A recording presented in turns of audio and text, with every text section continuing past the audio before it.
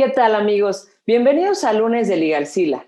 En esta ocasión vamos a hablar de un tema tan interesante que este capítulo trae dos alertas. Una alerta de densidad, porque nos vamos a poner a hablar de temas bien espesos, y una alerta de duración, porque este episodio no va a durar 10 minutos. De todos modos, pueden ver la versión resumida de la que también les voy a poner el link. Y bueno, en esta ocasión me acompaña mi gran amigo Daniel García. Estoy súper contenta de que haya aceptado la invitación para platicar conmigo, porque les cuento, él es un expertazo en derechos humanos y es una de las personas más brillantes que conozco. Entonces, de verdad, me da muchísimo gusto que nos cuente su opinión al respecto de un tema que se va a poner bien encendido. Muchas gracias, Daniel, por estar aquí. Y bueno. Lana, al contrario, mucho gusto y gracias por la invitación. Un placer. Y bueno, pues ahora sí ya nos vamos directo al tema. Pues les cuento, apenas habían pasado 6 días de este año, ¿se acuerdan? Cuando fue noticia la irrupción violenta en el Capitolio de Estados Unidos por parte de una multitud que buscaba detener la sesión del Congreso en la que serían ratificados los resultados de la elección en la que Joe Biden resultó ganador. Pero antes de la ratificación, el entonces presidente Donald Trump dio un discurso en el que urgió a sus seguidores a acudir al Capitolio a protestar porque dijo que la elección había sido un robo. Y bueno, ya era costumbre porque meses antes de la elección Trump había utilizado Twitter, su arma favorita, para sembrar el camino de la desinformación que culminó precisamente en estas propuestas. Y pues en estas protestas. Y pues por esa razón, las redes sociales como Facebook, Twitter, Instagram suspendieron sus cuentas. Y bueno, ya más recientemente se sabe que en el caso de Twitter esta acción se volvió permanente, mientras que para Facebook pues indefinida y estuvo en revisión para ver qué se iba a hacer con esta cuenta. Y bueno, pues esta suspensión tuvo lugar después, les digo, de las protestas de aproximadamente 11,000 tweets de Trump, y después de que por largo tiempo tanto la sociedad civil como incluso los propios colaboradores de las empresas les habían pedido que se tomaran acciones respecto de la moderación de contenido, porque estas protestas ya habían sido largamente anticipadas, que se podía incitar a la violencia por medio de las redes sociales y que sus consecuencias podían ser brutales. Entonces, el cierre de estas cuentas generó una primera línea de debate en el que se contraponían la acusación de censura contra el simple ejercicio de los términos y condiciones en las redes sociales. Y la censura es el argumento que Trump repitió hasta el cansancio, y uno que otro, incluidos el canciller Marcelo Ebrard y el actual presidente Andrés Manuel López Obrador, quien por cierto ha mencionado la posibilidad de desarrollar su propia red social, le compraron. Bueno, lo cierto es que el cierre de las cuentas dista mucho de ser una solución efectiva y a largo plazo para el problema de la moderación de contenido. Pues Trump había violado en reiteradas ocasiones los términos y condiciones de uso, publicó desinformación, incluso hasta del coronavirus, y nunca había tenido mayor consecuencia. Y pues esto no había pasado, aunque antes ya Twitter había hecho una moderación tímida, digamos, tibiezona de este contenido, porque el año pasado marcó algunos tweets que glorificaban la violencia, pero Facebook e Instagram dejaron ese mismo contenido intacto en razón de la libertad de expresión y porque también mencionaban que el contenido que posteaba Trump era contenido noticioso. Y bueno, la diferencia que habíamos comentado en algún momento es que si cualquier otra persona de a pie viola los términos y condiciones, es muy probable que se hagan efectivos de forma muy rápida. Pero bueno, si el objetivo es engancharnos y que pasemos más tiempo conectados, el contenido insidioso y sin mayor sustento resulta perfecto para estos propósitos. Nada más que el efecto de esto es que en lugar de tener debates de calidad y con argumentos fundados, en los que puede haber diferencias de posiciones, que siempre las habrá, pues caemos en el campo del relativismo, la posverdad, donde se lanzan falsedades rampantes, bueno, que le caen como anillo al dedo a las narrativas conspiratorias. Y bueno, tratándose de narrativas conspiratorias, en México hemos tenido una buena dosis en lo que va de este corto, en lo que va de este año.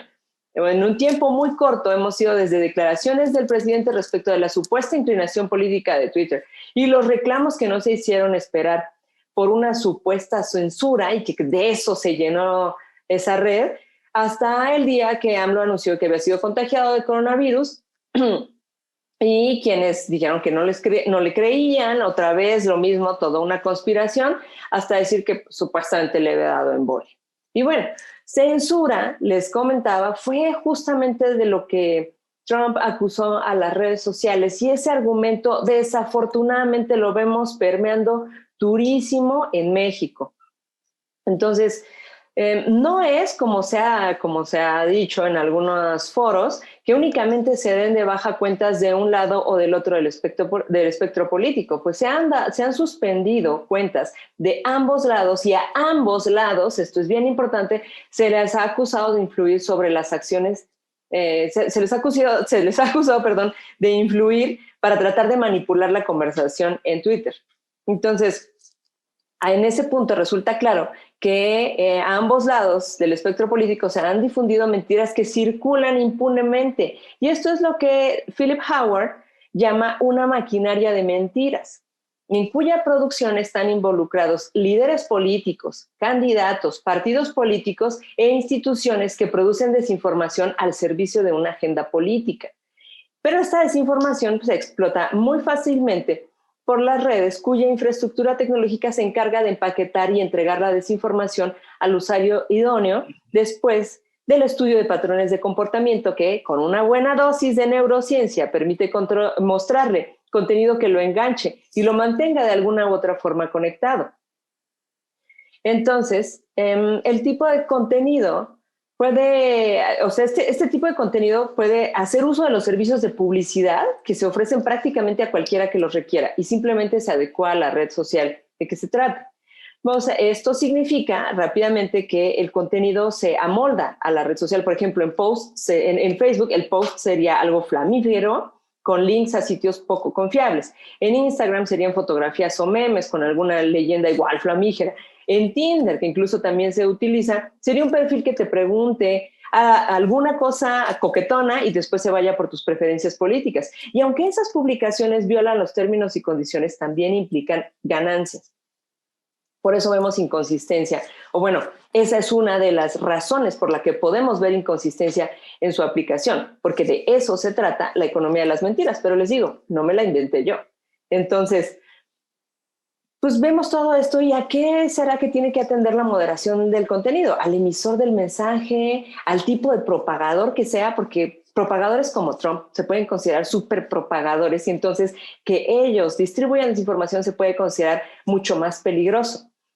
Bueno, y este problema ha sido visto desde otro ángulo en México, Alemania y Francia, donde se ha mencionado que Twitter y otros gigantes tecnológicos han actuado prácticamente como poderes supranacionales y que no deberían tener poder sobre un derecho fundamental como es la libertad de expresión.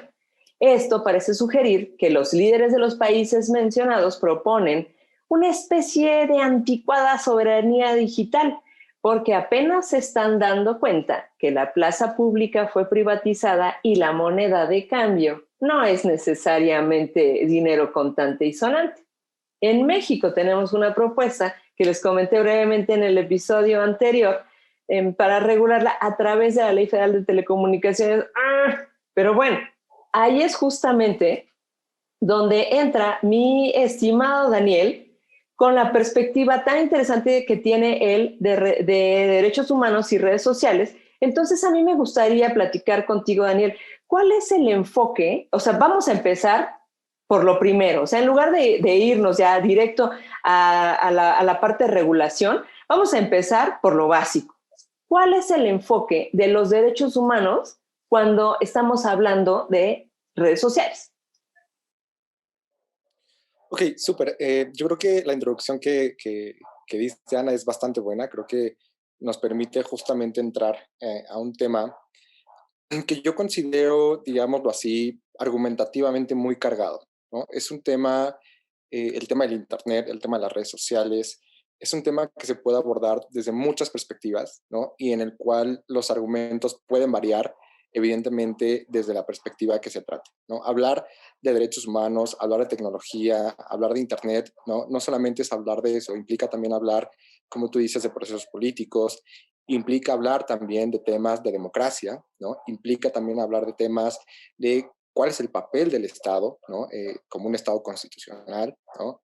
Cuál es el papel y la relación que existe, digamos, entre los derechos humanos o los derechos fundamentales y los entes privados, ¿no?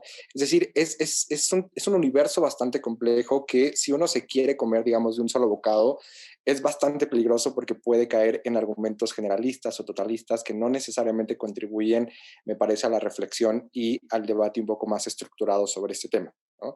Por eso creo que una de las cosas primordiales es enfatizar y un poco tener claro desde dónde partimos cuando hablamos de Internet y derechos humanos, ¿no? En la literatura, digamos, se ha escrito mucho, ¿no? Evidentemente sigue siendo un campo de construcción. Cada día vemos artículos nuevos, vemos libros nuevos, vemos argumentos nuevos, posturas nuevas, no solamente de autores, sino también de los propios tribunales, de los propios organismos internacionales, ¿no? Que están tratando justamente como de explicar y de ver cómo nos comemos este elefante enorme que un poco nos está rebasando, ¿no? Porque nos hemos dado cuenta que la tecnología y las redes sociales van mucho más rápido de lo que quizás nosotros podemos controlar o que los gobiernos o las empresas pueden controlar. Y es ahí, digamos, donde empiezan un poco los manoteos y donde empiezan algunas tentaciones autoritarias, ¿no? Un poco, o semiautoritarias, un poco como decías tú con el tema de la regulación del Internet, de la ley Telecom y demás, ¿no? Que me parece que requieren análisis mucho más críticos, análisis mucho más pausados y análisis mucho más, digamos, por decirlo así, sesudos, ¿no? En términos coloquiales, ¿no?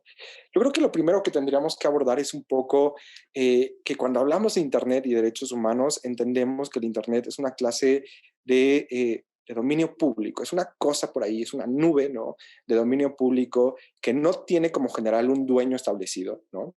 Y que por lo tanto todos y todas las personas y todas las instituciones tenemos un interés particular en el desenvolvimiento, en el suministro, en la operación y en el desarrollo de lo que es, digamos, el Internet, ¿no? ¿Esto qué abre? Esto abre la posibilidad de entender el Internet como un elemento en disputa, ¿no? Es un campo, ¿no? Si nosotros lo pensamos en términos sociológicos, ¿no? Y un poco más filosóficos, parece que el Internet se convierte como en un campo de disputa, ¿no? Es un campo que siempre se está peleando entre distintos actores, ya sean las personas común y corriente, ya sean las empresas, ya sean los gobiernos, ¿no? Las organizaciones, como que es un estira y afloja en donde todo mundo quiere tener una opinión, donde todo mundo quiere tener una palabra, pero sobre todo donde todo el mundo quiere tener una clase de control sobre el Internet, ¿no? Entonces, primer punto, me parece que es importante asumir esta naturaleza pública, ¿no? De relevancia y de trascendencia para la sociedad. Es algo que a todos nos importa, ¿no? Y es algo que a todos nos conviene que funcione y que funcione de manera correcta, ¿no? Creo que el detalle o la pregunta del millón está en cómo hacemos que esta cosa funcione de manera correcta y cuál es la manera correcta de funcionar en Internet, ¿no? Eh, Esto me lleva también un poco a decir que evidentemente si lo podríamos llamar un adecuado funcionamiento, un correcto funcionamiento del Internet y de todo lo que está dentro del Internet, requiere un poco, como tú lo decías, sí, regulaciones, ¿no? Pero me parece que estas regulaciones tienen que tener un enfoque bien específico y tienen que tener un enfoque bastante particular, ¿no? Es decir, el Internet no solamente me parece que lo podemos considerar como un fin en sí mismo, ¿no? Como una clase, digamos, si lo podríamos decir, como tenemos derecho al Internet, ¿no? Sino como también un medio, ¿no? Es un medio que nos permite justamente expresar y ejercer otro tipo de derechos, ¿no? Y en tanto que es un medio, ¿no? Y no solamente un fin, el Internet, me parece que las regulaciones tienen que estar o deberían estar justamente enfocadas en generar marcos para su ampliación, ¿no? Pero sobre todo en marcos para su protección, ¿no? Y me parece que es ahí donde el tema de los derechos humanos entra a jugar de manera bastante más relevante, ¿no?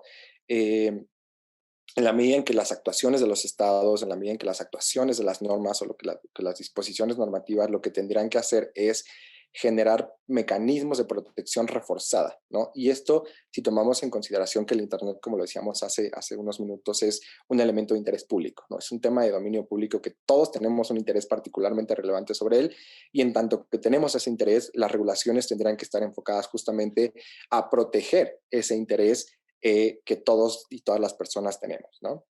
Eh, el Internet me parece que también tiene que ver mucho, y un poco lo decía al principio, con temas de democracia, ¿no? Creo que tú lo planteabas muy bien cuando hablabas de la nueva plaza pública, ¿no? Del nuevo espacio público digital, en donde parece que la política ahora se hace en Internet, se hace en las redes sociales, en donde las personas debatimos en redes sociales, en donde definimos y planteamos nuestras experiencias políticas, nuestras preferencias políticas, nuestras críticas políticas, no solamente en términos, digamos, de partidos, ¿no? No solamente en términos de quién es el candidato que prefiero o qué partido me parece que es más interesante, sino incluso en temas políticos mucho más relevantes y mucho más críticos, ¿no? Creo que lo veíamos mucho ahora con el tema de las vacunas, ¿no? O sea, esta movilización que había en redes sociales sobre cómo se deberían distribuir las vacunas, quién debería de tener acceso, qué tipo de vacunas deberíamos de recibir, por qué no hay, digamos, estudios publicados sobre las vacunas que nos quieren dar. Es decir, estas discusiones que también son políticas, ¿no? Y que no tienen que ver necesariamente con las elecciones tradicionales que nosotros pensamos por lo general que es la política, ¿no? Sino que estas otras discusiones tienen un enfoque y digamos, una relevancia particularmente especial en el marco de las redes sociales y de los derechos humanos, ¿no? Y creo que por eso es importante también decir que el Internet, y esto lo han dicho ya bastantes tribunales internacionales, organismos internacionales, ¿no? Especialistas, que el derecho, que digamos el Internet tiene una relación bastante compleja y bastante útil con los conceptos de democracia, ¿no? Con los conceptos de democratización. Porque básicamente, y un poco lo que ha dicho la Corte Interamericana, es que un Estado, digamos, que asegura ciertos mecanismos amplios de protección a los medios de comunicación, incluido el Internet, básicamente un Estado que va a tener mayores condiciones democráticas, ¿no? Que va a tener, digamos, incluso mejores índices de libertad o mejores posibilidades de libertad para sus ciudadanos, ¿no? Claro, creo que un poco en el discurso, en la teoría y en las sentencias, pensar que el Internet juega papeles relevantes en el marco democrático, que permite incluso generar el desenvolvimiento de otro tipo de derechos, ¿no? Como lo comentaste, el derecho a la libertad de expresión, el derecho a asociación, ¿no? El derecho a la identidad. Pero me parece que también es bien importante una perspectiva que por ahí también se trabaja sobre el derecho al desarrollo de la propia autonomía, ¿no? Y el derecho al desarrollo de la propia identidad. Es decir, cuando nosotros hacemos uso del Internet y hacemos uso de las redes sociales, no simplemente estamos recibiendo información, ¿no? Sino que también estamos un poco comunicando información y ese, digamos, diálogo y ese intercambio de información y datos, lo que nos está permitiendo es justamente conformar una clase de identidad, ¿no? Una clase, digamos, de qué me gusta, qué prefiero, con qué coincido, con qué no coincido, y eso al final del día es un proceso de formación, ¿no? Es un proceso de formación de la propia autonomía y de la propia identidad de los sujetos, ¿no? Claro. Mira, justo ahí te quiero hacer una pregunta porque ahí ya nos vamos a meter en los terrenos súper densos, ¿sí o no? A ver, nada más, Empezamos. eso. Antes nada más de entrarle ahí, me gustaría que nos platicaras en términos pues, así sencillos, bueno, no necesariamente, pero la pregunta que ahorita vamos a ver en un montón de foros. El Internet es un derecho humano de tercera generación. Que eso es lo que mencionaste, o eso es lo que propuso Finlandia, ¿no? Que fuera un derecho humano. Uh-huh, ¿Por uh-huh. qué? ¿Por qué el derecho, por qué el Internet? ¿Por qué el acceso a Internet? Que es justo lo que estás mencionando ahorita, ¿no? El acceso a información, cómo puedes tú tener mayor autonomía, bueno, la autonomía que tienes al generar tu identidad, cómo generas tu identidad, cómo todos los elementos que están alrededor de la vida generan tu identidad y demás, y que todo esto puede tener relación con la propuesta de que, bueno, que sea visto como un derecho humano. Pero sobre todo también esto creo que está algo relacionado, no sé cómo lo veas, que agarró a muchas personas en curva, porque en las redes sociales, pues al principio no eran tomadas como algo serio. O sea, me parece súper importante lo que comentabas, que aunque ahora ya se utiliza para, o sea, se toma ya como un elemento de la democracia y tiene un papel que eso es súper importante en la democratización, Uh-huh, uh-huh. cómo pasó de ser el jijiji jajaja de la vida de los millennials y otras generaciones que somos tú y yo, y de generaciones más nuevas, a ser este tipo ya que ya nos metemos también a palabras bien grandes, ¿no? Un factor real de poder. Uh-huh. Entonces, Cuéntanos esa parte. ¿Por qué es un derecho humano? ¿O por qué se propuso que fuera un derecho humano? A ver, yo creo que es una pregunta bastante interesante y es una pregunta también bastante compleja de responder, ¿no? Eh, y quizás podría brindar como ciertas pinceladas para no meterme en datos, en temas teóricos como el origen y fundamentación de los derechos humanos, ¿no? Pero a mí me parece que tiene que ver, digamos, un poco la demanda o la necesidad de reconocer al Internet como un derecho humano o el acceso al Internet como un derecho humano, tiene que ver justo con esta idea de no solamente pensar como en el Internet como esa cosa material única que está ahí, ¿no? Y que todos deberíamos de tener acceso, ¿no?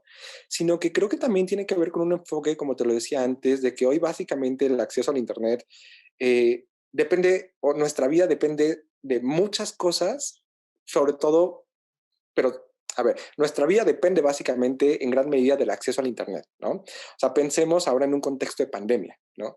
Yo lo decía hace unos minutos, el Internet no es solamente un fin, ¿no? Que debamos conseguir, sino es un medio que se convierte en una clase de vehículo que me permite a mí el ejercicio de otro tipo de derechos que son, digamos, igual de indispensables, ¿no? Es como pensar, ¿no? Que la persona o que las personas antes de la era digital no hubieran tenido la posibilidad de tener un derecho a la movilidad, ¿no? Un derecho, digamos, a la circulación. O sea, imaginemos que quizás, supongamos que antes no teníamos el derecho a la movilidad, bueno, ¿cómo iba a la escuela, no? ¿Cómo iba a mi trabajo? ¿Cómo iba, digamos, a generar, digamos, mecanismos de producción o generar otro tipo de esparcimiento familiar?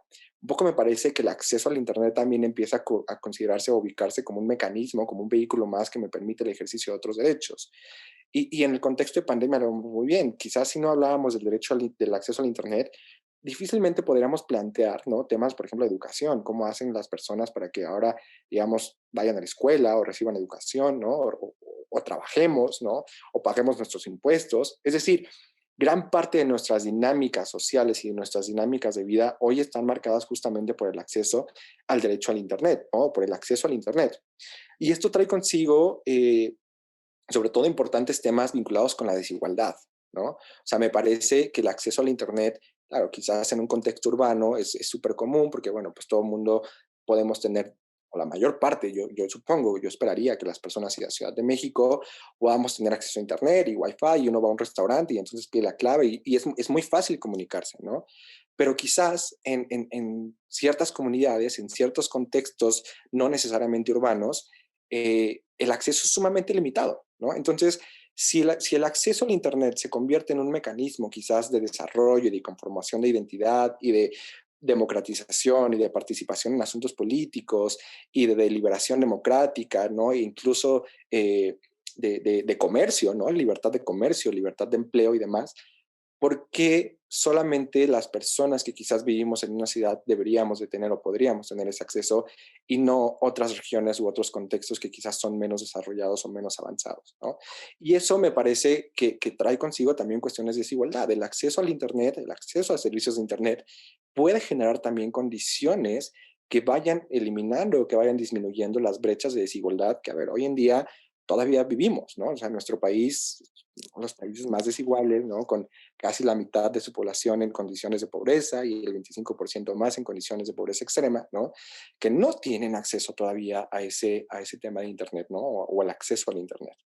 ¿No crees Eh, que, por cierto, no crees que ahí, o sea, la falta de acceso a Internet puede hacer, que es justo, ¿no? Las personas que no tienen acceso, pues sí, se hace la brecha más grande, pero si dentro de un contexto urbano, digamos, o donde sí puede haber acceso a Internet, puede haber una mayor brecha entre las personas que estás en el mismo contexto, pero no tienes acceso a Internet. claro, Entonces, en lugar de tener, por ejemplo, acceso a mejores precios, ahorro de tiempos, etcétera, etcétera, al contrario, tienes mayores precios, sigues teniendo problemas de tiempos. O sea, un ejemplo súper sencillo. Una persona que no tenga acceso a una aplicación o que no sepa cómo utilizarla, como cualquiera de movilidad, de taxis, ¿no? Ujú. Entonces, pero si no tiene, o sea, no puede acceder a estos servicios, se vería obligada a tomar un taxi de la calle. Y a mí ya me pasó que me contó una persona una vez. Yo no tengo acceso a eso porque no lo conozco. Entonces, parte de la población que decimos, no, no tienes tu acceso, está bien, eres una parte. Pero es bien importante el efecto. Dice, pues yo no tengo acceso a esto y llevo a mi sobrino, que está en silla de ruedas porque tiene una parálisis, al hospital. Entonces, pues no, como yo no sé que existen esos servicios porque yo le estaba platicando que por qué no bajaba una app, ya sabes, Ujú. y me decía, no, pues es que bueno, pero no sé cómo hacerlo porque a mí los taxis me cobran más por llevar la silla o me dejan en otra parte o no me hacen parada y tengo... Entonces, ahí es donde vemos que algo que es tan sencillo para nosotros puede generar, o sea, una mayor profundidad en esa brecha de desigualdad, pero los efectos posteriores a tener una mayor brecha de desigualdad son también una cosa dura. No, y es un tema bien interesante que lo tocas, porque también atraviesa cuestiones, por ejemplo, de seguridad, ¿no? O sea, quizás muchas personas que se exponen o que justamente tienen que, ¿no? Ujú. Tomar otro tipo de alternativas, ya a veces, digamos, deja tú del acceso un poco al Internet, ¿no? Sino que cuando tienes acceso hay otro tipo de barreras. Yo me acuerdo mucho que, por ejemplo, antes estas aplicaciones de taxis y demás solamente aceptaban pago con tarjetas de crédito, ¿no? Ah, sí. Y claro, cierto sector de la población, pues sí, qué cool, ¿no? Tengo mi aplicación y entonces ya no tengo que usar efectivo, ¿no? Pero en realidad uno se da cuenta y dice, a ver, mi contexto y mi posición es la misma situación y el mismo contexto en el que están la mayor parte de las personas en esta ciudad. Hay muchas personas que todavía no manejan una tarjeta de crédito por mil razones, ¿no? Porque quizás o no pueden o porque no tienen un trabajo incluso formal que les permita comprobar ingresos, por X o Y razón, ¿no? ¿En qué medida justamente el propio desenvolvimiento de la tecnología va generando estos obstáculos y estas barreras que van acentuando, digamos, condiciones de desigualdad social, ¿no? Y es un poco ahí lo que me parece, cuando entremos a hablar un poco más sobre regulación, que justamente la regulación en materia de Internet y en materia de redes sociales particularmente, tiene que ir un poco enfocada y un poco de la mano con los desenvolvimientos en temas de derechos humanos, ¿no? Antes quizás como de continuar en esta idea de regulación y un poco regresándome al tema de por qué el acceso a Internet debería ser un derecho humano, hay una cosa que me parece importante sí señalar, ¿no? Yo me acuerdo que hace algunos años, y tampoco tiene tantos, o sea, hace unos 10 años, ¿no? En la universidad nos ponían como este ejemplo absurdo, ¿no? Y una de las críticas que se hacían para burlarse el tema de quienes nos dedicábamos a los derechos humanos era como, ay, algún día tú me vas a decir que todos tenemos derecho al Internet, ¿no? O sea, es una cosa Qué absurda, buen ¿no? O chiste. sea, yo me acuerdo perfecto de unos profesores que me decían, me vas a decir que todo el mundo tiene derecho al Internet o tiene derecho al chocolate, ¿no? Y lo planteaban como una burla y lo planteaban como una cuestión, digamos, de asombro, ¿no? Y yo creo que también tiene que ver mucho con la posición, y aquí vamos a entrar también con temas del Estado, ¿no? Durante mucho tiempo el desenvolvimiento de los derechos humanos estuvo enfocado básicamente a la garantía de lo que nosotros entendemos como derechos civiles y políticos, ¿no? Que eran estos derechos que implicaban simplemente obligaciones de abstención. En la medida en que el Estado dejaba de hacer algo, cumplía, ¿no? En la medida en que el Estado no me encarcelaba arbitrariamente o no me mataba, o no me desaparecía, cumplía y satisfacía sus derechos humanos, ¿no? O sus obligaciones en materia de derechos humanos.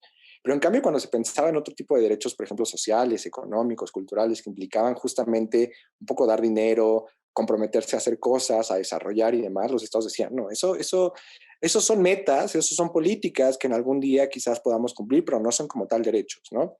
Esta clásica distinción entre civiles y políticos y derechos económicos, sociales y culturales.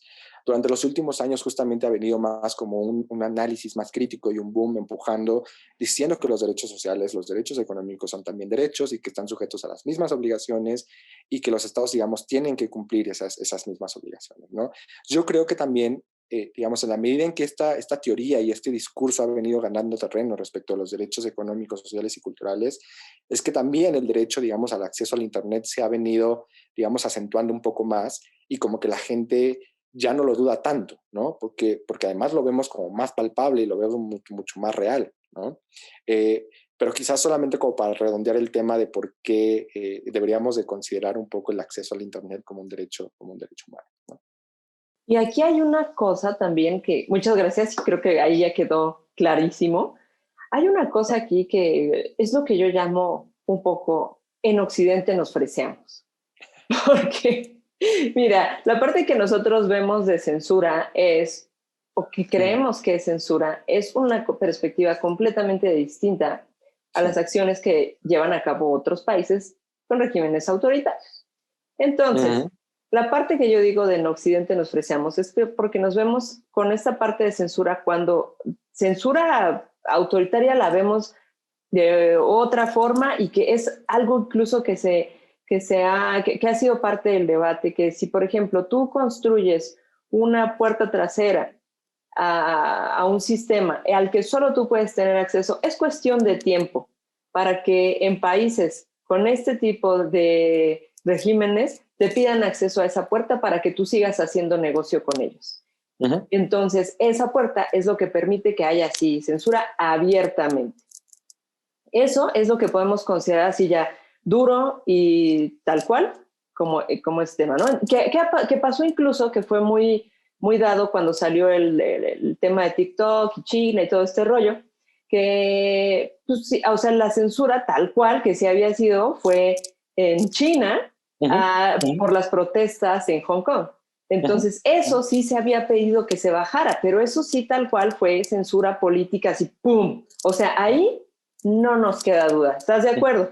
Claro. Entonces, sí, en estos temas, que es justamente, híjole, en la introducción larguísima que di, pero porque íbamos a hablar de algo bien denso, justo esto que estamos hablando, que la moderación se da a veces de forma diferenciada, que la moderación se da para un lado sí, para otro no, entonces, ¿qué tanto? Y que las propias redes se han resistido a hacer eso y se resistieron muchísimo tiempo a hacer esa moderación, uno, para evitarse estos problemas, Ujú. dos, para que no les dijeran que eran árbitros de la verdad, pero pues también porque continúa su modelo de negocio.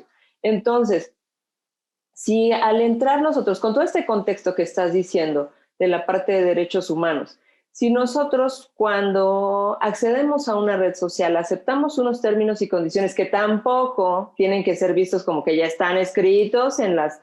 tablas o sea, no están escritos en piedra, no son nada bíblico y no se pueda, no es inmutable, pues.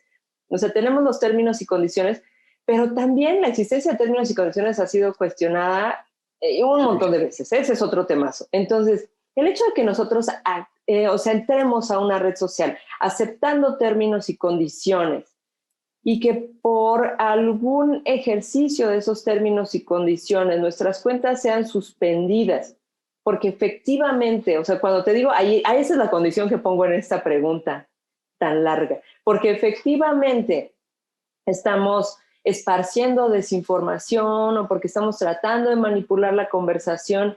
¿Es eso censura o se considera censura o se considera que eso es violatorio del derecho a la libertad de expresión?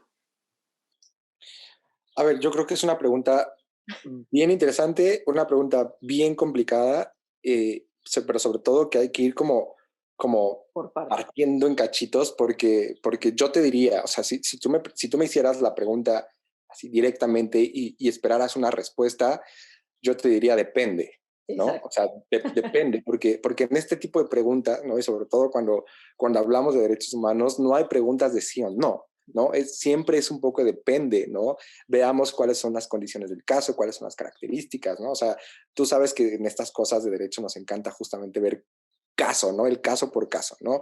Y creo que pasa lo mismo. Creo que no hay respuestas concretas o respuestas únicas sobre si eliminar una cuenta de una red social puede implicar censura.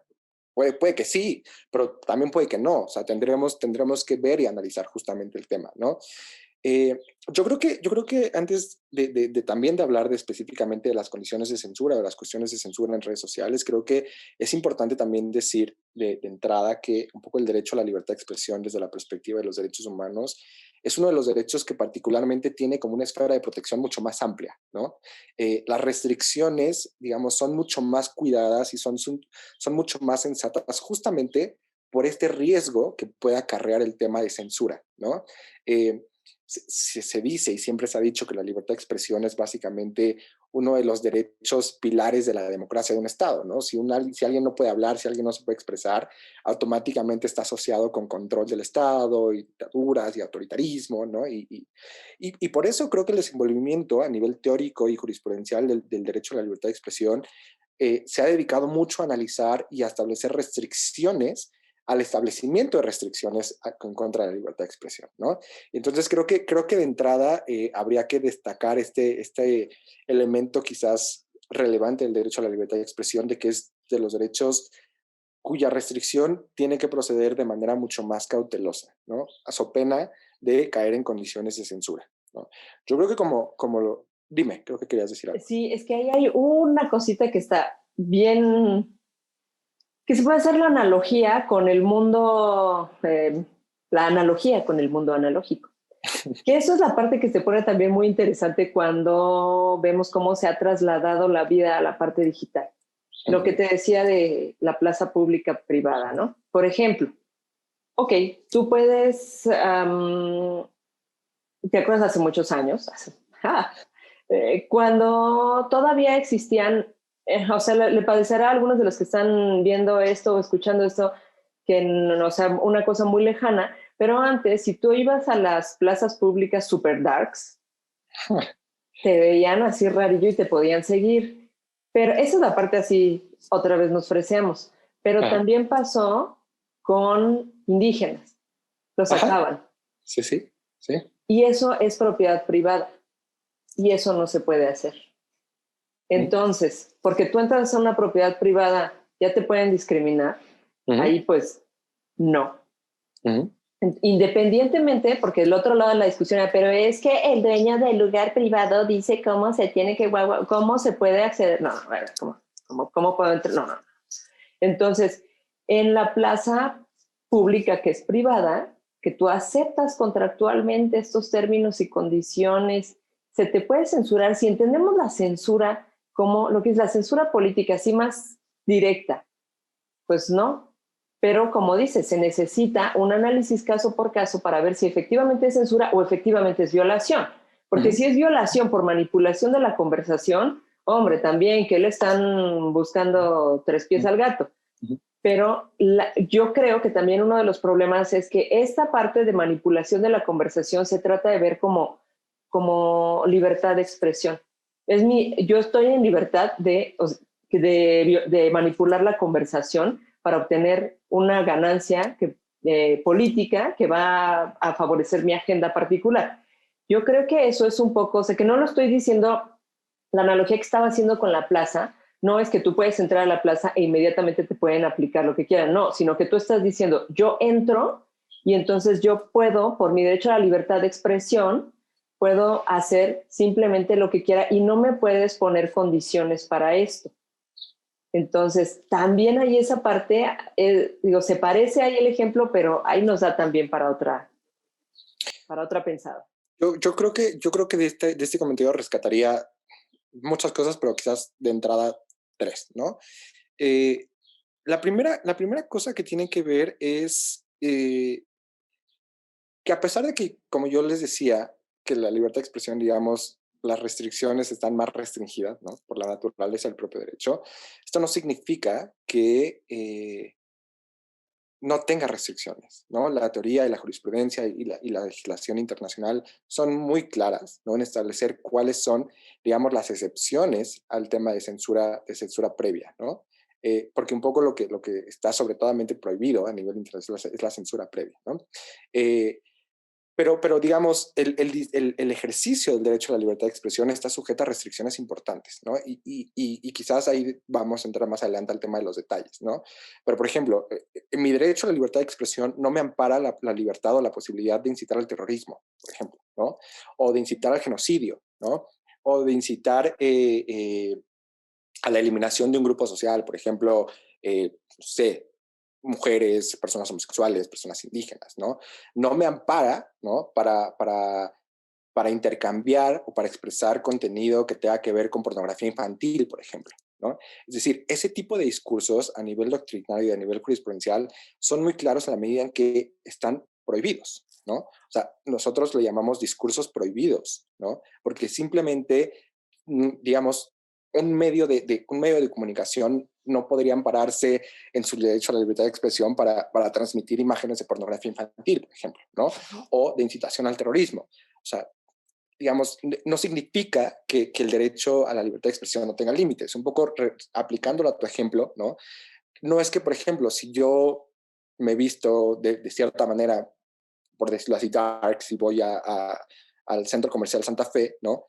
Que me puedan sacar o que me puedan discriminar, ¿no? Pero si yo voy con una bomba Molotov y un chaleco con una bomba, o sea, evidentemente, ¿no? Me pueden, digamos, detener o me pueden evitar la entrada, me pueden impedir la entrada porque justamente estoy colocando en riesgo a otras personas, ¿no? Entonces, es un poco el símil, ¿no? La analogía. No quiere decir que no tenga límites, sino que los límites, hay límites muy establecidos, ¿no? Y hay otros límites que no son tan claros, ¿no? Y creo que es ahí donde empezamos la discusión acerca de cuándo sí, cuándo no, por qué sí, por qué no, ¿no? Eh, el segundo aspecto que sobre todo rescataría tiene que ver mucho con el tema del ingreso, y un poco lo decía al principio, como este interés que todas las personas o que todos los sujetos tenemos en el Internet, y la necesidad de controlarlo, ¿no? Eh, ahí entra no solamente la relación tradicional entre Estado y ciudadanos o entre Estado e individuos, que quizás era un poco más sencilla porque había parámetros más claros de exigencia. El problema es cuando viene un agente externo, ¿no? Que además es un agente privado, ¿no? Que tiene no solamente poder informativo o poder tecnológico, sino que también tiene mucho poder económico, ¿no? Entonces, cuando nosotros le metemos a este juego o a este tablero de ajedrez a un tercer jugador, que son empresas, ¿no? Amparadas bajo el derecho a la libertad empresarial, ¿no? El derecho a la propiedad, ¿no? Eh, es mucho más complicado trazar justamente esos límites, ¿no?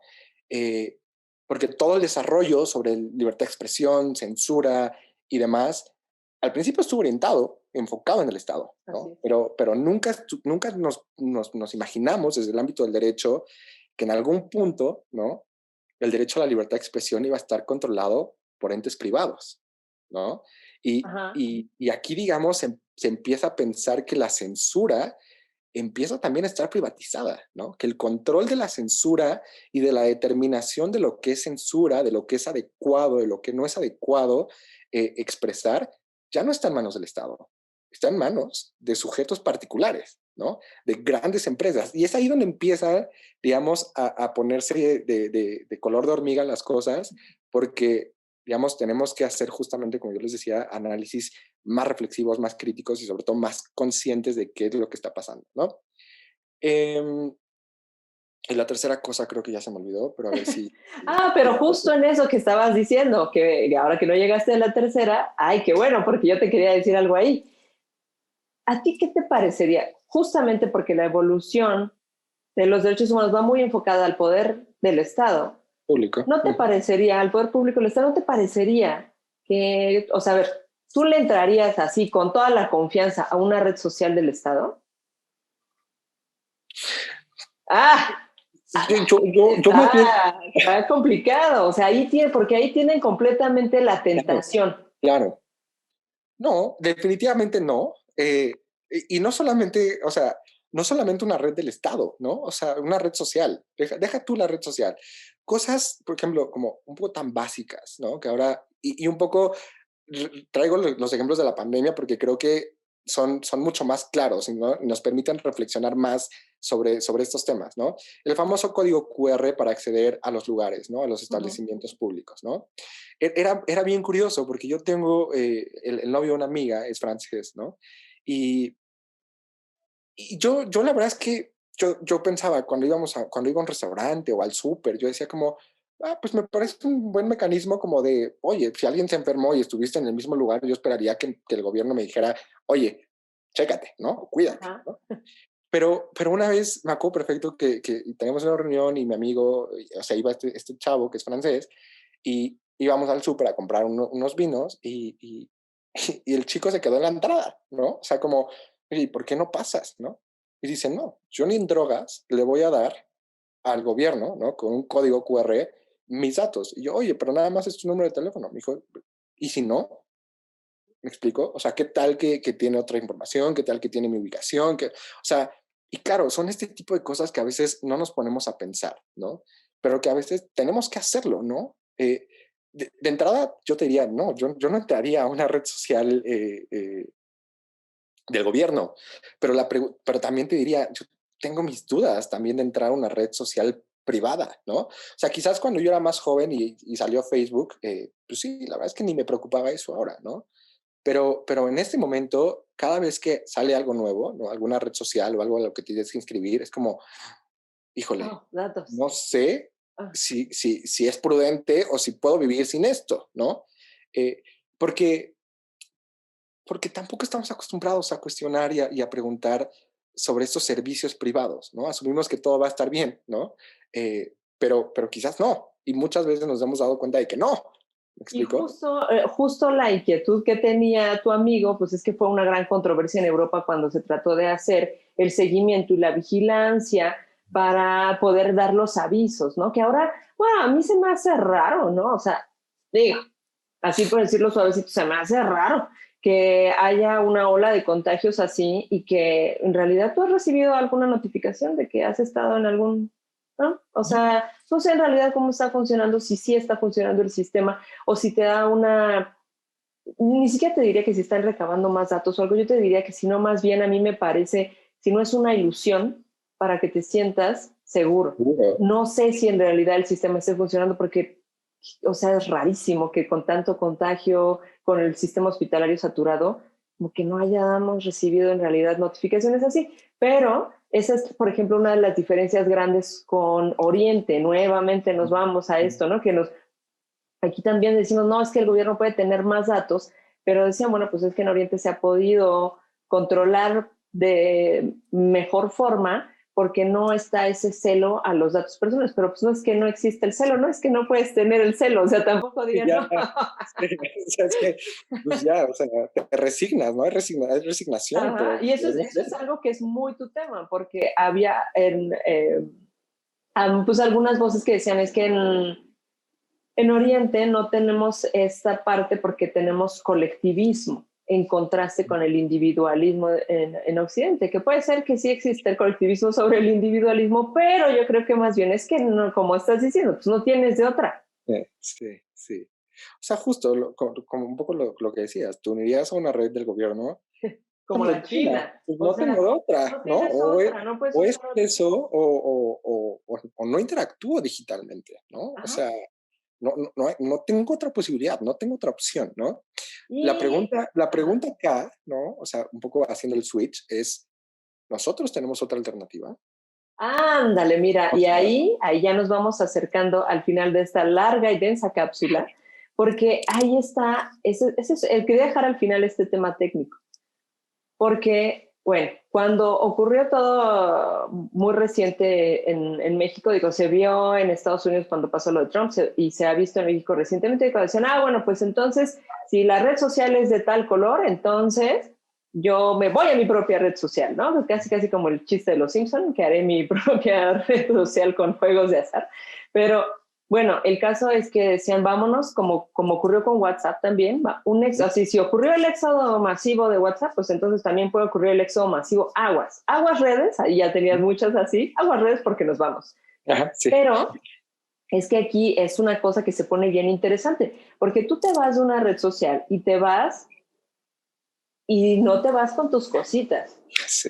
Entonces, prácticamente es como si, no es ni siquiera como que, o sea, tú te cambias, otra vez la analogía con el mundo analógico, tú te vas a otro lugar y agarras tus maletitas, o si no agarras tus maletitas, te llevas una cosa, ¿no? O si no, bueno, tú escoges si te llevas o no te llevas algo y qué te llevas, O que tiras, o o que qué tiras. destruye, Exactamente, o y ya sea, no te sirve. Ajá. si tú te llevas tus dos maletitas es que dejaste todo lo demás atrás, Ujú. pero te llevas lo que quieras, y si no te quieres llevar nada, es una decisión. Pero en cambio aquí, donde ya estás construyendo una vida digital, aquí no tienes la opción.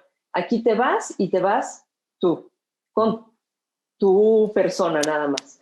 No hay posibilidad de interacción porque las redes no son interoperables.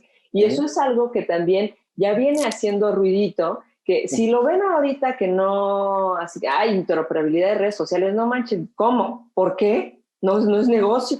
Pero si o no te acuerdas que antes no había interoperabilidad entre proveedores de servicios telefónicos. Telefonía móvil. Móviles, aguas, o sea, eso, había tarifas diferenciadas incluso para ver si le hablabas a los que estaban en la misma compañía o a otra compañía. O sea, la interoperabilidad no es un tema nuevo, pero es un tema muy de regulación de telecomunicaciones. Entonces, se quiere meter el tema de redes sociales a la parte de telecomunicaciones, yo creo que también todo por esos temas, pero no creo que sea la cosa más sana, porque también telecomunicaciones pues se refiere a la provisión de servicios, o sea, hay dos tipos, ¿no? Concesiones y autorizaciones. Exacto. Ajá, y son proveedores de servicios de internet o de telefonía fija y móvil. Que se pueda tomar esa parte de interoperabilidad o que se tome la idea para la parte de las redes sociales, no significa, y no estoy diciendo que se incorpore la regulación de redes sociales a Telecom o que se les ponga como concesionarios autorizados. No. O sea, simplemente que esa es la idea que anda por ahí coqueteando en algunas partes, pero no incluirla. O sea, también tomar la idea de interoperabilidad y decir, oye, pues tú te debes de poder ir de una red a otra. También un poco, o sea, cuando Facebook compró Instagram, ya podemos ver que son interoperables los servicios de mensajería. O sea, sí hay alguna forma de hacerlo interoperable, pero pues ahorita necesariamente no se puede. Entonces, también esto va como un poco entre la construcción de tu identidad, que no tienes ya la libertad para moverla de un lado a otro. Yo creo que en adelante este tema se va a poner bueno. Sí. ¿Cómo ves? No, a ver, yo creo que hay varias cosas bastante interesantes ahí. Yo creo que, y un poco para empezar con el tema de la ley de Telecom, además, ¿no? De la regulación del Internet, que ya en sí mismo, digamos, la nota genera como estrés y ansiedad en muchos de nosotros, ¿no? Es como, quieren regular el Internet, ¿no? No, a ver, yo creo que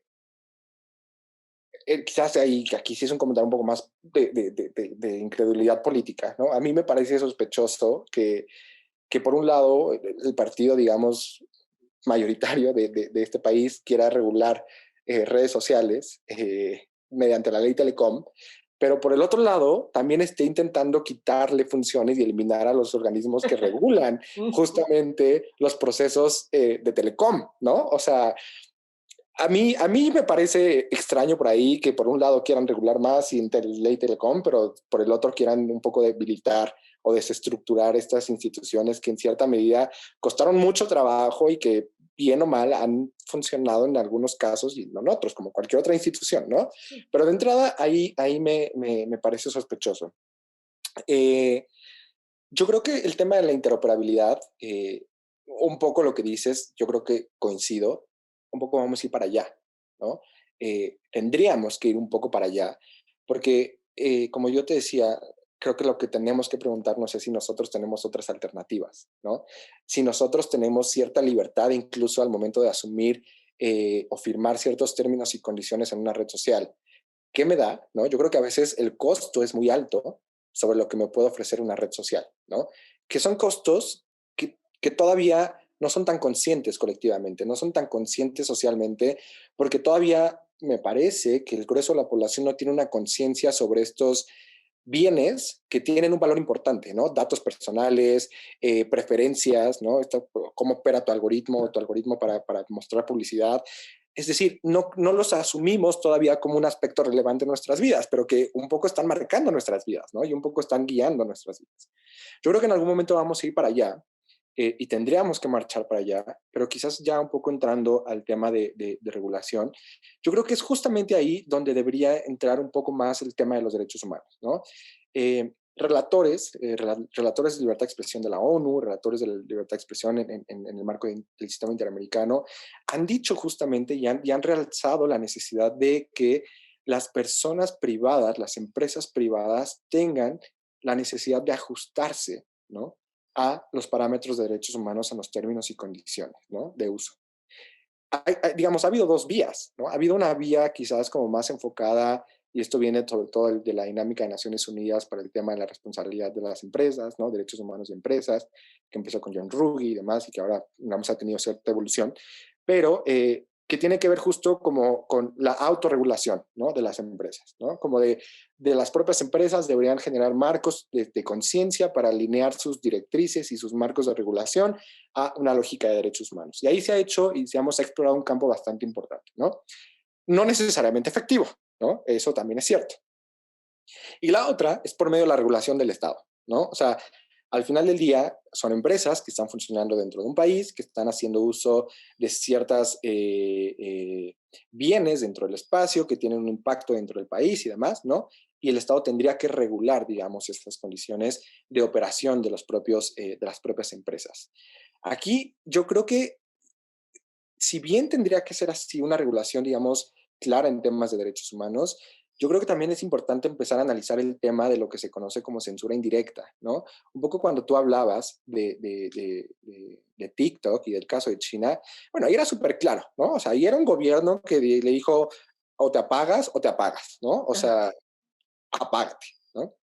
Pero también hay otras cuestiones, ¿no? Que tienen que ver justamente con censura indirecta, que es como el abuso de la regulación, la sobreregulación del Internet o de las redes sociales, ¿no?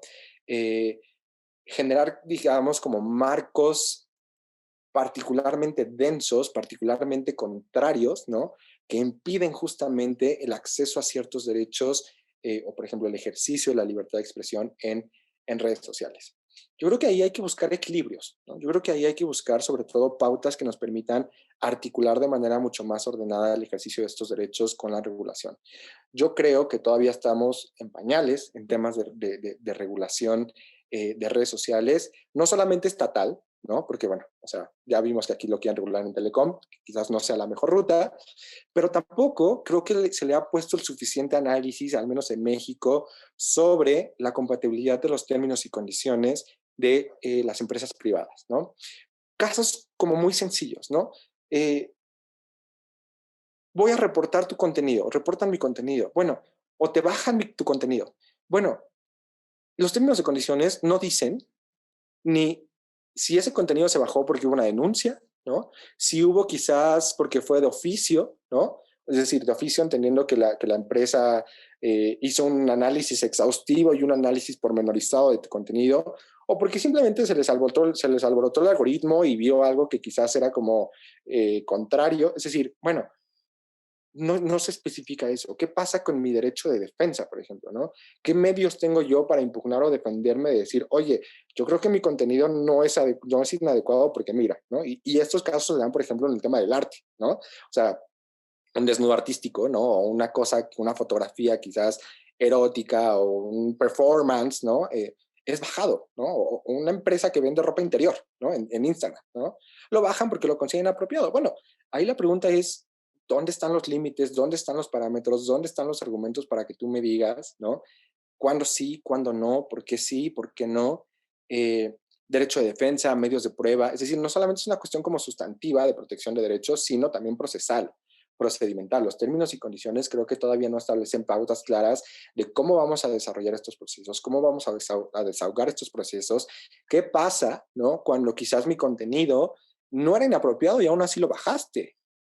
¿Me explico? O sea, ¿cómo reparas ese mecanismo o cómo me dices, oye, perdón, lo siento? Es decir, creo que todavía nos falta mucho para analizar justamente estas cuestiones más vinculadas con regulación y derechos humanos, que como te lo decía al principio, la premisa es que deberían de estar orientadas en una perspectiva de derechos humanos, ¿no? Y no solamente en una perspectiva empresarial, porque el Internet y las redes sociales creo que hay que defender muy bien que no se trata solamente de condiciones privadas o de condiciones empresariales o mercantiles. Se trata también de temas de agencia pública, digamos, de interés público, en donde se juegan con derechos humanos, ¿no? Y por eso nosotros lo que decíamos mucho cuando planteábamos demandas de este tipo era como, a ver, yo no me voy a ir con un juez quizás civil o un juez mercantil, porque esto no se trata solamente de cuestiones privadas, esto es un tema constitucional, ¿no? Esto es un tema que tiene que ver con derechos y es un tema que requiere de posicionamientos y de pronunciamientos claros por parte de los altos tribunales, ¿no? O del Congreso, porque cada vez nos damos más cuenta de que el Internet y las redes sociales juegan más con derechos humanos que solamente con intereses privados. Exactamente. Y justo ahí también lo que dices de qué tipo de contenido puedes subir, bueno, pues ahí estuvo, y todavía está, ¿no? Pero cuando nació el debate del pezón femenino. Tú Ah, subes un pezón femenino y en segundos se va, pero en segundos. Y el masculino se permite. Esa es otra de las cosas. Y también, pues sí, lo que dices, la parte de cómo puedes defenderte, eso no queda muy claro. Pero eso todavía queda a un nivel en el que es todavía algo que creo se puede llegar a arreglar, aunque es cierto, o sea, si tú pones alguna cosa ofensiva o que se pueda entender homofóbica por el algoritmo, se baja muy rápido, porque ellos ponen pues esa defensa sobre lo que tú consideras libertad de expresión, pero pues no considera el matiz en cada país, el slang en cada país, o sea, ahí también nos metemos a un rollo sí. también de cómo entiende, es un rollo de procesamiento del lenguaje natural, que su mayor reto es justamente ese, ¿no? Las particularidades de cada lugar. Y Pero, que además se da también, perdón, en el mundo análogo. O sí, sea, claro. todavía tenemos debates sobre si, por ejemplo, la palabra puto y lo ha discutido la corte, ¿no? Si es ofensivo, si no es ofensivo. Es decir, son temas que no solamente se dan en el mundo digital, sino también en el mundo análogo, ¿no? Sí, sí, sí. Pero justo, si nos cuesta tanto trabajo en el mundo análogo, creo que también deberíamos de tener ese debate en el mundo digital, ¿no? Es que ya se trasladó completamente, o sea, y como dices, ahora con la pandemia lo podemos ver más claro, sí, es la frase que me gusta mucho de T.W. Singer, que el Internet no es un accesorio a la vida, no es un lujo, el Internet es la vida, o sea, la vida online es la vida misma. Y entonces todas las controversias que vemos en el mundo analógico los vemos trasladados al mundo digital y entonces esas preguntas pues no nos deben de tomar por sorpresa porque es justo lo que ya nos ha pasado, o sea, es como un déjà vu, ya nos pasó, simplemente los tenemos que abordar ahora en el mundo digital. Y esa parte, te digo, yo creo que la defensa o el matiz del lenguaje, creo que esa es una parte que todavía se puede bajar o atajar de alguna forma. Pero lo complicado se me hace cuando se empieza, es una doble manipulación del discurso, ¿no? Cuando yo tengo un plan para manipular el discurso en una de estas redes y aparte me escudo diciendo que es mi derecho a la libertad de expresión y entonces ahí doy el doble discurso, ¿no? Como dices, con una cosa tan básica como no tener en cuenta las propias limitaciones que tiene mi derecho y aún así decir tengo derecho. Es, yo diría, el colmo de la desvergüenza. Sí, o sea, y creo que entiendo que el caso va al comentario va al caso de Trump. Y creo O a que, todos, no solo a Trump, sino también en México, todos los que bueno, insisten en que es derecho a la la libertad de libertad de expresión. expresión y que cómo lo, o sea, el problema es también que cómo compruebas que no sé qué, o sea, también la parte que tú tienes de que el tipo de, o sea, cómo se hace, cómo se llega a esa resolución, yo creo que la parte de manipulación de conversación pues está pues relativamente muy sencilla en sus manos, porque tienen todas las herramientas tecnológicas para poder hacerlo. Pero cuando, o sea, ya aquí empieza cuando, y es el campo que igual en ese va a ser un episodio más adelante, que el campo de la posverdad y el relativismo, cuando yo estoy diciendo, Sí, pues simplemente es mi opinión, pero mi sí, opinión tiene un hecho perfecto. falso. Sí, Y cuando, entonces, súmale a eso, mi opinión tiene un hecho falso. Ahora cuenta como si yo fuera súper propagadora, si tuviera sí, así millones y millones y millones de seguidores seguidores. y dijera, es mi opinión, chavos. Entonces, lo siento, mi ciela, me faltan las uñas. Pero no, no es nada más que sea tu opinión cuando eres un súper propagador. Y cuando tu opinión tiene como bueno, que se basa en un hecho falso, ahí también es donde, o sea, ahí es donde se pone muy densa la cosa para la moderación. Yo creo que justo, porque una de las cosas que iba a decir, hablando al tema del mundo analógico y de los debates que teníamos en el mundo analógico, como tú lo llamas, y en el mundo digital, que en gran medida la sustancia quizás es la misma, yo creo que sí hay ciertas líneas que marcan una distinción interesante, ¿no? O sea, por ejemplo, en el mundo analógico y en el marco de los derechos humanos y la jurisprudencia, una de las cosas que se tomaba en consideración es, bueno, ¿cuál es el carácter de la persona que está emitiendo el mensaje, ¿no? O que lo está recibiendo. Si se trata de una figura pública, bueno, el estándar quizás se disminuye más, ¿no? Porque, bueno, es una figura pública que tiene un mayor impacto social, ¿no? Que puede llegar a más personas. Pero nos quedábamos con el tema de quizás puede llegar a más personas, ¿no? Pero no lo sabíamos, ¿no?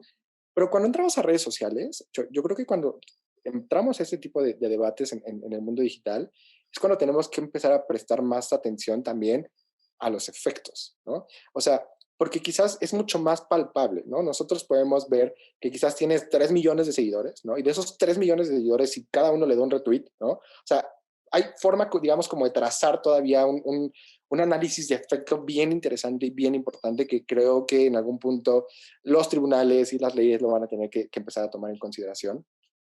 Pero también, ya se me olvidó. Pasa. El tema de los efectos y a ver si ahorita me acuerdo. Bueno, Eso lo está puedes bien, no cortar. te preocupes. Eso Pero lo puedes cortar. es que sí está bien densa esa parte de la Sí, plática. O sea, sí, o sea, queda, que lo podemos, te digo, como si lo ponemos desde pequeño, que yo ponga algo así como, ay, qué puto, y me bajan el esto y lo quito. Pero, y entonces que alguien me haga creer que la censura de su discurso que manipula la conversación es como la censura a que yo diga puto porque no se ve el matiz y que me hagan creer que es lo mismo, ahí hay otra manipulación que está bien interesante porque no es lo mismo. Aquí es una falta de entendimiento en los matices del lenguaje, que es, pues punto, limitaciones hasta donde la tecnología puede llegar por el momento, y el otro es tratar de decirte, lo que me hicieron a mí, lo que te hicieron a ti es una cosa similar, y sin ver la colita política que tiene ahí la cosa. Y entonces eso también envuelve a muchas personas bueno, pues que les ha pasado, que les bajan un contenido, que cualquier cosa con su cuenta y dicen, pues sí le pasa así a todos, oye, no, pero no se les abre la foto completa. Sí, quizás no tienen como todo este acceso a los debates que quizás un poco estamos teniendo ahora, pero también tiene que ver, creo yo, hablando de los efectos, un poco con el tema de la huella, ¿sabes? O sea, la memoria. Y para muestra una frase, siempre hay un tweet, ¿no? O sea, quizás es en términos de reparación o en términos quizás como de resarcimiento de un tema de que alguien se haya visto agredido o si alguien se haya visto ofendido, por ejemplo, un tema de discurso de odio en Twitter, no sé. Eliminar esa huella es bien complicado, ¿no? Porque siempre va a haber un tweet, siempre va a haber alguien que le sacó un screenshot, ¿no? Siempre va a haber alguien que lo va a publicar y esa cosa va a seguir ahí, ¿sabes? Y entonces va a ser bien complicado, por ejemplo, combatir este tipo de cosas, ¿no? La pregunta más bien es si en algún momento la eliminación de contenido va a ser suficiente para proteger otros derechos, ¿no? ¡Auch! O sea, o qué vamos a necesitar después, más allá de la eliminación de contenido. ¿Qué pasa si Facebook o Twitter dice, pues yo ya lo eliminé? No, sí, pero el tweet sigue ahí rodando por la vida, ¿no? ¿Hasta dónde llega la obligación de estas, digamos, empresas respecto a la moderación de este tipo de contenidos? Que supongamos, ya dimos por hecho que cumple con los parámetros para poder, digamos, moderarlo o eliminarlo, ¿no? Sí. ¿Hasta dónde llega esa responsabilidad de la empresa? Híjole, pues mira, con esa pregunta en fuego vamos a cerrar esta plática que estuvo tan interesante. Te agradezco mucho que hayas tenido este debate conmigo porque justamente tu perspectiva tan concentrada en derechos humanos hace que esto se abra muchísimo y te digo, creo que es de lo que se va a hablar mucho en estos momentos. Entonces, muchas gracias. Espero que les haya gustado este debate, que lo hayan visto seguramente. Como que dejen su teléfono al lado, es suficiente. Ya luego lo hacemos podcast. Pero sí, muchas gracias por verlo. No, si quieren seguir a Daniel en sus redes, es Sirwiki. No es muy activo, pero cuando dice algo es como ahorita, así justo al punto. Entonces, bueno, pues si les gustó, compártanlo, denle like en donde lo estén viendo. Ya les conté que lo pasé hace poquito a YouTube todo el contenido, pero si lo están viendo en Facebook, pues ahí denle like. Y muchas gracias, comenten, díganos qué les parece, si llegaron como guerreros hasta el final del episodio. Y bueno, pues nos vemos en la próxima. Adiós. Nos vemos.